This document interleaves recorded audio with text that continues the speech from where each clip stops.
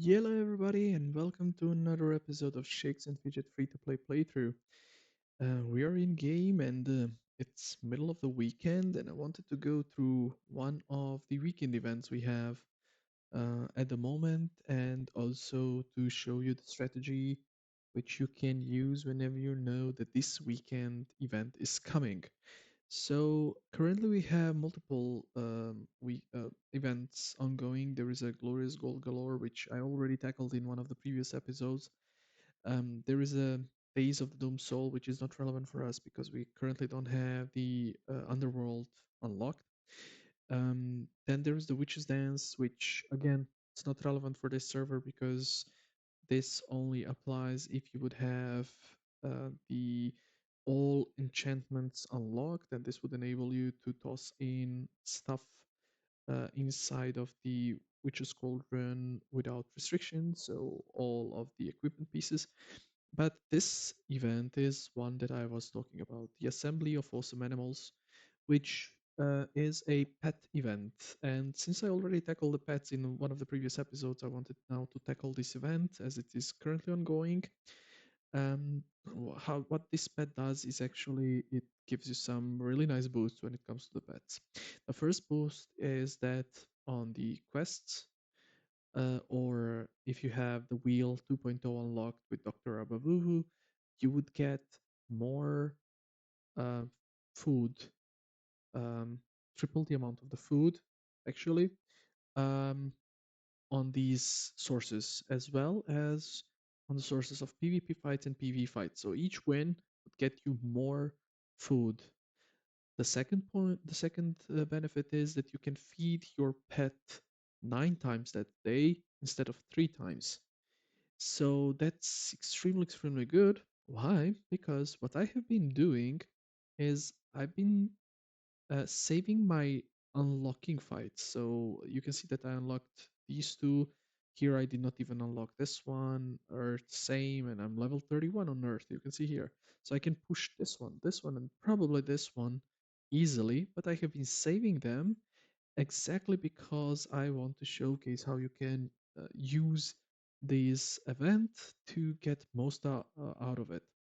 So what you would be doing, and I would do this in a sort of couple of fights because I don't want to use the mushrooms.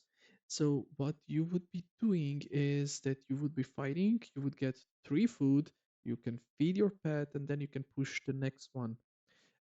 This of course requires you that your pet is already a bit higher level than any of the unlocked fights is. For example, here with the Earth. Um, so that it enables you to immediately move forward. So if I go now with the Earth and I fight against this is a clear win. I don't even have to think about it because I'm like triple double the level plus some. So fighting this guy is just I would skip it. So it's a for sure win. He did not even scratch me. I get 3 apples to feed my pet. And actually, he is now 34, so I can even push more. So I will put all of these fights as a part of the video, but you can see that you can save. So you can the event comes every, let's say, couple of weeks, maybe 3 to 4 weeks. um Actually we like 2 weeks before we had it 2 weeks in a row, but usually it's like every couple of weeks. And what you can do is use the PvP fights and the quest items to feed the pets, but do not fight in the habitat because once the event happens, if you fight in the habitat, you would get much more food and you can feed 9 times your pet and immediately continue on pushing. So, what I would be doing now is here I can win probably this one, so I would be pushing this one. Here I would be pushing probably two because once I win against this one, which is a level 14, I can feed 3 times. This is level 21. I might win against level 18. Here I can win against level 18. The next one is 22, if I'm not mistaken, and I can win against 22 as well. So I can immediately push 2 times, and this would be 6 food for Earth. Fire, same situation. 22, it's 14. I can push the 14. I can push the 18.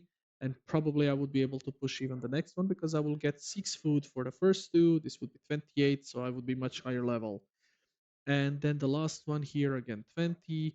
Same situation. I would push 14, get 3 food, 23. I would push 18, get 3 food, 26. I don't think I will be able to push 22, but the idea sort of persists. So what you can do is always keep some fights until the event happens. I would also use the opportunity in this episode to go through to the progress we made so far. So as you can see, we're level 102. Just now, actually, reached 102 because we did that pet fight. But we are 100 level 102, and we got a new weapon, which is the most important thing. We had this one here, and even though this one has a, so it was like this. So you can see that this one has plus 38 damage and plus 56 dexterity, but this one has plus 60 168 gem times 2.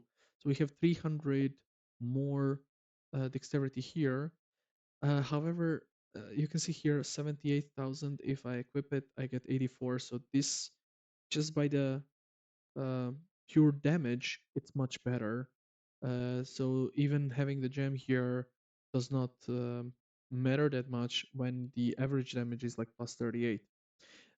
This is also quite old. I don't know if I have any weapon here now, but this is also quite old, and newer weapons have like 280 damage. But unfortunately, so far I have not. Uh, None of the weapons I've got were dexterity, so I have to wait until one pops up. Um, the Scrapbook is at 59%, almost 60%. I have not been pushing the dungeon, the PvP fights to collect the equipment. I might probably spend something in the next few days. But as shared before, somehow I reached a peak. Um, Now the fights go in such a way that you win a fight and you get one item or something like this. One thing which would be really, really nice to get is the Holy Grail, but for this I need to, I think, upgrade um, my gem mine, uh, or I need to unlock tower or something. There is a condition for it. So from this point of view, it's like it would be really beneficial to have it. Holy Grail actually enables you to see the items which you don't have collected on the players. So really, really good one. Um, the biggest development which we have is the upgrades in the guild. Now it's 10:10. I have been pushing because on Tuesday or Wednesday, something like that, we have a deadline to have 10:10. So I have used my shrooms, but this actually meant that I could not get the Griffin mount. So currently, you can see 6 days left of the Tiger. Um, this would mean that since we have 6 days left, we have essentially 16 mushrooms available because of the 6 days of quests. So once this expires, I would not have enough mushrooms to buy the Griffin. So I would buy one more round of Tiger, and then the next time I would buy Griffin. I hope that the next week would not be exceptional XP event, only in the next week, and then this would mean enable me to have the Griffin available for that event. But let's see. When it comes to the fortress, I am level 12 fortress. I did not upgrade the Hall of Knights yet. I don't have the resources because I put the level quarter increase. Um, Takes 4 days, so I think I will collect enough resources probably for the fortress upgrade. I don't know if I would have for both, but let's see. The one thing is I should start upgrading the gem mine usually around this level because I'm level 100, and at level 110 in theory I should be able to unlock the tower, or 120 actually, but around 110 I can push the dungeons necessary for the tower, and I would be 125 by the time I finish the dungeons, and at the same time I should be upgrading gem mine. Unfortunately, when on dungeons, we are still pushing these three and it goes quite slow. So I don't think um, the the idea of unlocking tower You can see here it says you need to be level 125. Fine, that's easy enough. But you need to clear the dungeons 1 through 9. And we have 3 still to opened. And the ninth we did not even open because we need level 110. And this one is actually quite hard. So this one to push and finish it would probably takes us some time. So I would not yet rush the gem mine, because if I rush the gem mine, the price to search gems would be like some thousands of gold, and plus it would take 5 hours. So I don't want to do that. So that's more or less it with the fortress. And as I show the dungeons, we have unlocked this dungeon here, and we've been pushing these 3 dungeons sort of in parallel whenever we have the possibility to attack. That's more or less it with the uh, progress. I would put just here.